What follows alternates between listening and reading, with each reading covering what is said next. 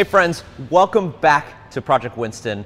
This is where we're turning my 1990 Carrera 4 into an awesome off-road Safari 911 vehicle. So if you've been following along on our journey, you know in a recent episode we did our shakedown road trip. So we got the car reliable and back together, and I decided to take it 250 miles to the DC area from here in New York to visit family over the holidays. And very quickly I learned what was incredibly amazing and fun about Winston, what quite literally would fall off of it, and what would catastrophically fail that we would have to fix. So I made my journey back through a horrible snowstorm with no heat, and we're back here at the Hudson Stables. It's been a few weeks since that episode was filmed, and now we're back to the part where we have to fix the things that broke before we do the major upgrades. So cut to 80s montage.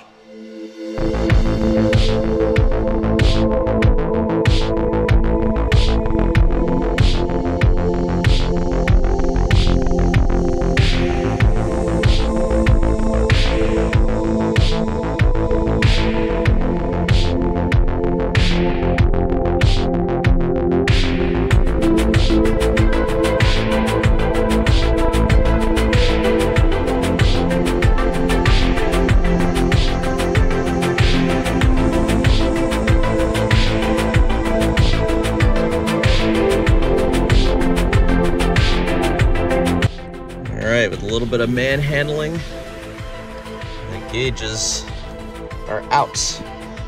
I'm going to ship them to a speedometer place to get refurbished. Generally they're working fine, but the odometer stopped working, trip computer, whatever, the trip odometer, and so that's got to be fixed. And generally these things are old, so it's time to get them a good little refresh. It'll only take a week or two. So this just came back from specialized ECU repair. This was my climate control unit. So apparently the original climate control units on these cars had a tendency to fail. So this company specializes in, you pull yours out and they will essentially fix all the bad original components. Like that's 3D printed part there, circuit boards are new. So this is my original climate control unit, but this is why my heat was not working during the snowstorm, was because it was just failed. So we're gonna put this back in. It should be like a quick fix. So very exciting. We're gonna replace our headlights. We have the original stock headlights here. They're pretty dim actually. And you can see here, one of the bulbs actually, smashed my finger there.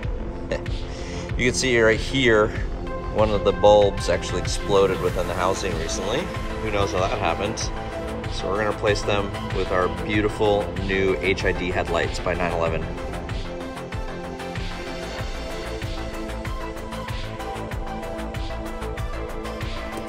So the new headlights come with their fancy new plug-in wiring. So this goes into the new HID lights, and this goes into the original H4 plug. And then these little guys we splice into the daytime running lamp and turn signal.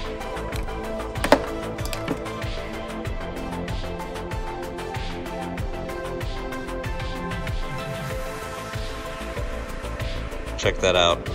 Looks pretty amazing. Those are LED daytime running lamps. It's kind of a cool ring around. There you go, look at that. What an awesome upgrade to this car. So now that we've fixed some of the key issues we found with the car, we're ready to start installing the off-road suspension. As you can see behind me, the car's already been partially disassembled from its suspension, brakes, and axle. And we're gonna cut to my good friend and mechanic, William, who's gonna go over some of the stuff he's been up to prepare the vehicle and some of the really cool stuff that we're gonna be installing. Yeah, so after the shakedown, all the parts came in from Elephant Racing. And so after taking inventory of everything and making sure that we have all the parts that we need, we were able to throw the car in the lift and begin disassembling things. The rear suspension had to come out first, and so all of that is just kind of in pieces, but organized on the floor and other places. And after we do the rear suspension, we're going to move on to the front. So the rear will be, pulling out bushings, installing the new bushings. There's going to be like spherical joints and Heim joints and fancy aluminum hard joints. It's going to be a lot of fun.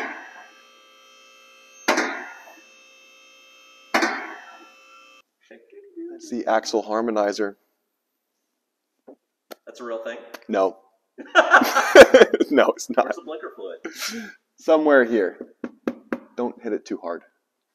Okay. I think this is a first for the both of us. I knew they were here, but I haven't looked yet. Somebody else did. So these are our coilovers for the vehicle, and you can see that they're big and they're tall. So they're going to increase the ride height very substantially. I think Elephant Racing has these custom valved for their Safari setup, so they should come pretty much, you know, ready for us. All we have to do is just set our ride height, and I'll reach out to Elephant Racing for their specs on that. These are the rears. So, as you can see, no rubber is involved here. It's all spherical joints. So it should be a pretty good ride. Yeah, so these are your spring plates, and just, you know, whatever the case may be, like on most Porsches, they end up failing.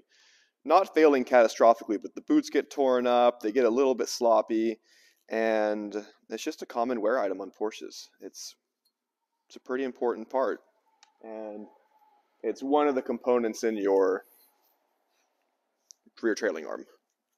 Right, so I'm going to press these bushings out, shouldn't be too hard, and then I'm going to put in these new spherical ball joints from Elephant Racing. Or spherical bushings, I think they're supposed to be called. Yeah. So these spindles will be taking a bath in some boiling water because Elephant Racing recommends you don't torch them, which I'm okay with because they're too beautiful to get torched. So we're going to dip these in some hot water, let them take on all the heat, expand a little bit before we gently push in this bearing. Yeah, so once the rear trailing arms are just kind of dangling, you could pull out the axles pretty easily. And while they're out, we're going to be servicing them. So we're going to be taking off the inner and outer boots, which are wear items, and they are split. So we're going to be taking those out, repacking them with grease, putting on new boots, and making the axles, you know, look nice and perform nice before they go back in the car. And as you can see, we have plenty of access. We're going to fix this O2 sensor wiring here. We are going to clean everything up a little bit. Yeah. Yeah, so here are the axles for the rear of the car. They're pretty beefy, which is pretty fun. The inner boots look pretty nice. They're a little bit dry, but you know, they're not going anywhere. The outer boots are the problematic ones. So these ones have split, and they're throwing grease all over the inside of the trailing arm. And also, it looks like they're throwing grease onto the ABS trigger wheel. So these will definitely get replaced before they go back in the car. So any sand or dirt, you know, is not going to affect them when this thing gets put in the Safari settings. Yeah, so, you know, as we pulled parts off the vehicle, I was just kind of, you know, bagging and tagging all like the smaller stuff, the stuff that's easily lost. But the big stuff, the stuff that we're going to keep mainly, like this, you know, the bolts that go to the spring plate, I've just been soaking in Evapo rust, and it's a very gentle rust remover. You can see this has been soaking for a few days, and it looks pretty good. Those are your axle nuts. So all this stuff is going to be kept except for, this is one of the trailing arm bolts that kind of got rounded off, and we'll probably replace that one with a genuine Porsche one. So you may have remembered in a previous episode that I put on a leftover RS wing that was here in the shop that I thought would be fun to have on. Well, now we've switched back to our factory Carrera 4 trunk lid. What do they call this? It's my first Porsche, so engine cover, not really a rear trunk. Anyway, this thing, because when we move into the bodywork, our buddy Tim Harney is actually going to be taking out the rear window, and we're going to be building a shelf and putting our spare tire in the back window. So having an oversized large spoiler would not be efficient to get into that spare tire, and some of the tools will be mounting here. So I did something fun with my old spoiler. I decided to mount the spoiler on the wall in my apartment because otherwise it was going to sit collecting dust on the shelf. I wired it with some Alexa controlled LED lights and put some heavyweight picture mounting mounts on the back, and it actually looks pretty good on my wall.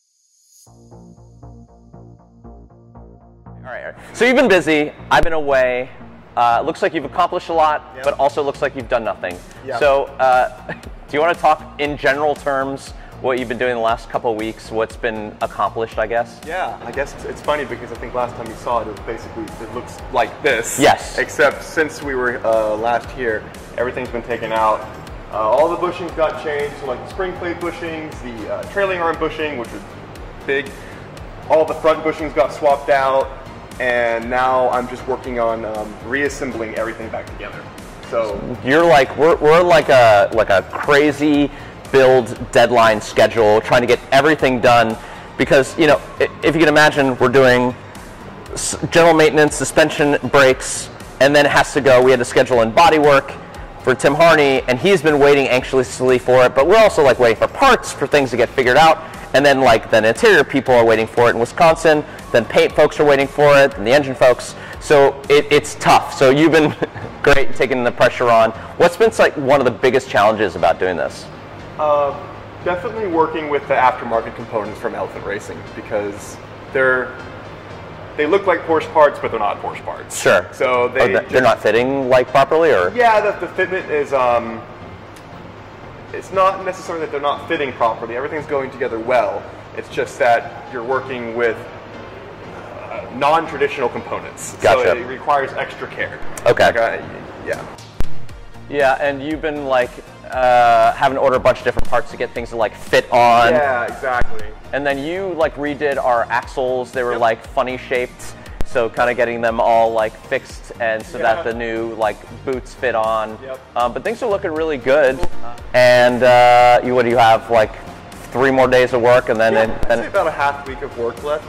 Springs are going to go in, brakes are going to go on, and then we're going to bleed the brakes. Yeah. It's important, I guess. Oh yeah. And then that should be it. Okay. Yeah. Cool. Unless I'm missing something. Oh, the heater hose. So here's a funny one I noticed. During my test drives, I saw smoke coming in through my heater vents in the car cabin. I was wondering what was going on. Well, apparently the hose is missing. This is the heater hose. And then there's a vacuum in here. And so what was going on is I'd turn on the heater and it would just suck the exhaust from the car at idle right into the cabin, and no wonder I was getting a little dizzy. So we definitely want to replace that, but other than that, and then it goes in for body, so yes. Hello, Emma. This is your good side? Good girl. All right, so it's been a couple weeks since I've seen Project Winston. The truth is, my day job got in the way. I had to go down to Austin and produce some ads with the new Volkswagen ID Buzz, which was pretty awesome. So while I was away, William was nice enough to button up the off-road suspension so we can get it over to Tim Harney's shop to get the custom wide body kit installed. Unfortunately, we had to tow the car over because we found out that our turbo front brake kit does not fit our off-road wheels and tires. So we had to put some temporary wheels that we borrowed from the Hudson stables on there and tow it over to Tim's, but we will address this in a future episode. What's next is really exciting. We're gonna start to really F up my resale value. We're gonna cut off my fenders, weld on some new ones, and really get into the exciting stuff. So stay tuned. Thanks for hanging in there with us. We're really gonna get into it next.